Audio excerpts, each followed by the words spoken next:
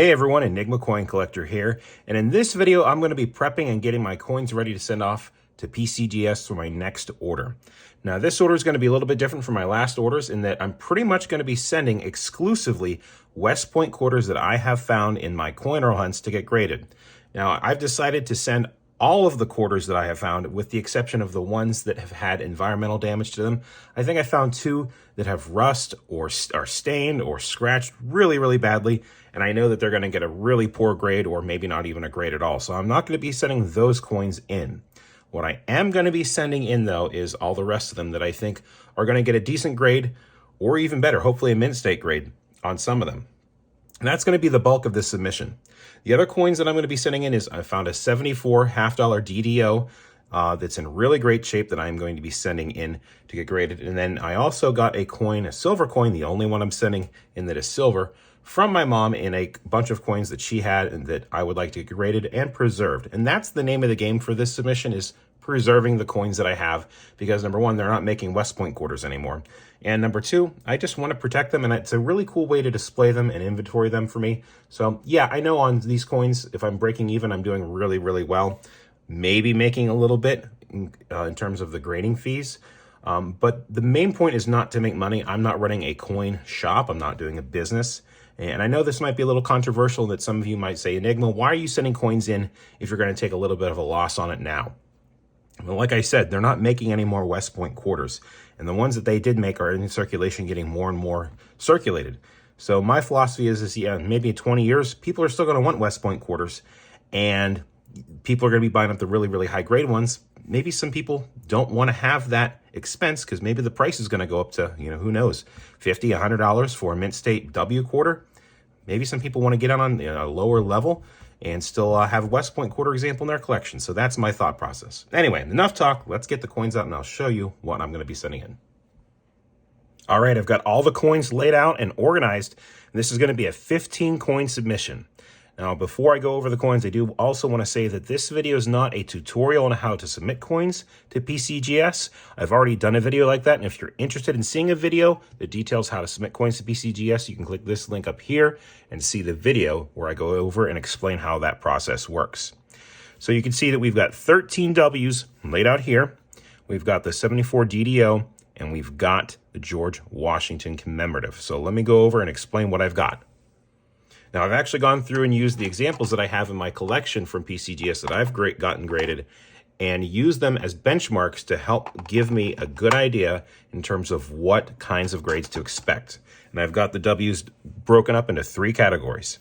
I've got these 5 here that I think are going to get an AU grade based off of their condition. They've been through circulation a little bit more, and I just don't think that they've got the qualities to get a BU or MS grade from their qualities. I will go ahead and show you these coins real quick. Let me focus down a little bit. You can see here that we've got a Warren the Pacific West Point. It does have some toning on the back, and this is the best one that I have out of the examples that I have that are environmentally damaged. Here are the other two. You can see this Lowell W is just obliterated on this side, so I am not going to be sending this one in at all. I might be using this as a giveaway. And then this W has a rust mark right there. That is rust damage. So no point in sending this in also on this side as well. So again, might be using this as giveaways in the future, but not going to get graded. I am going to try to get this graded. Again, I want to see what PCGS is going to do and what they're going to say this coin is given that condition. The next coin, we've got a San Antonio Missions. This coin is really hard to grade. There's usually a lot of chatter in between the cross lines. You can see this example has it. That's why I don't think it's going to get an MS grade. Got another Warren the Pacific here. Again, just a little bit more worn. Same thing with this River of No Return and this Salt River Bay. And for whatever reason, I seem to find the most W's with the Salt River Bay design. I've got, I think, 1, 2, 3, 4, 5 of the 13 W's that I'm submitting are the Salt River Bay design. The next group are ones that I'm really hoping for, and I think have a good chance at getting that mint state grade, and I've got 7 of them. You can see right here starts off with this Tall Grass Prairie. It's just a step up. I'm hoping that it squeaks and gets that MS60. We've got a few Salt River Bays right here as well. If I can get this to focus. I'm sorry if it's not focused. Another Salt River Bay.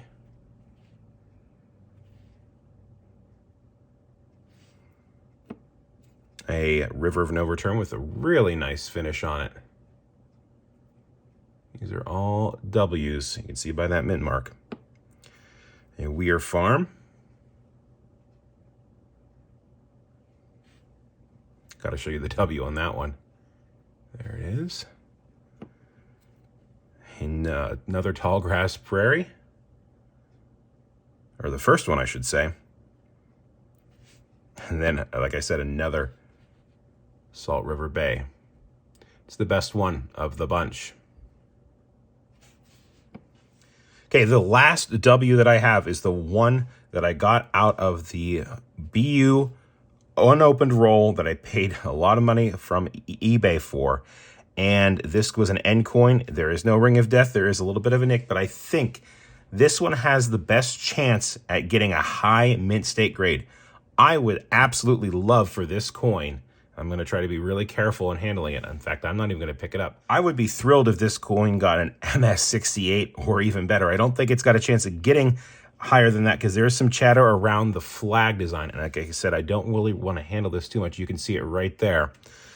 So maybe a mint state 67, but if it got a 67 or a 68, it would actually pay for what I paid for that roll. The one roll was a lot of money. It would cover the costs on what I paid for that. So I'm really hoping that this coin gets the highest grade possible from all the coins that I'm submitting. Next up, we've got a 1974D DDO. I found this coin roll hunting. I was actually edge hunting and I saw this edge and I thought it was a proof. Pulled it out, saw it was a 74D, put it under the scope, and lo and behold, it was indeed the double die obverse. And I will put it on the screen magnified so you can see what it is. I'm hoping that this gets maybe a mint state 60. That would be really nice. Put it at about a $50 coin. But this is the best example by far that I have in my collection, and I'm hoping that it does really well there. So hopefully we'll get it back. Let's show you what the DDO looks like. Here it is under the scope. A double die means that there was 2 impressions put on the die whenever it was made, and every coin that that die makes is going to have that same feature. You can see 2 serifs here on the S and the T. The U has doubling. The split kicker on the R is another telltale sign, and more on this T. So you can see that there is basically 2 sets of trust here, one laid on top of each other. That's what makes it the DDO. It has to be the 74D, and there's some other varieties that have the potential to have it, but this is the most well-known example. You can see it's got some scratch marks. It does have some dings and some damage. It may be getting an AU. A mint state 60 would be great. Anything higher than that's just gravy. And lastly, I've got this silver commemorative $50 George Washington. It's a Denver mint celebrating his 250th birthday.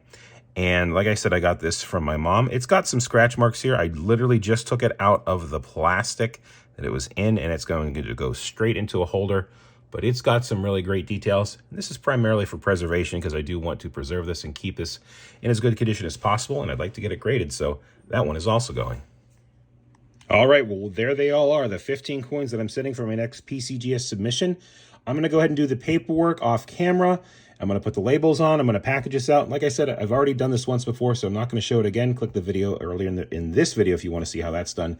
But I'm going to go ahead and get this shipped off to PCGS. It's probably going to take a couple months, well into 2023, before we're going to get these coins back. But I'm excited to do this. I'm excited to see what kind of results we get back.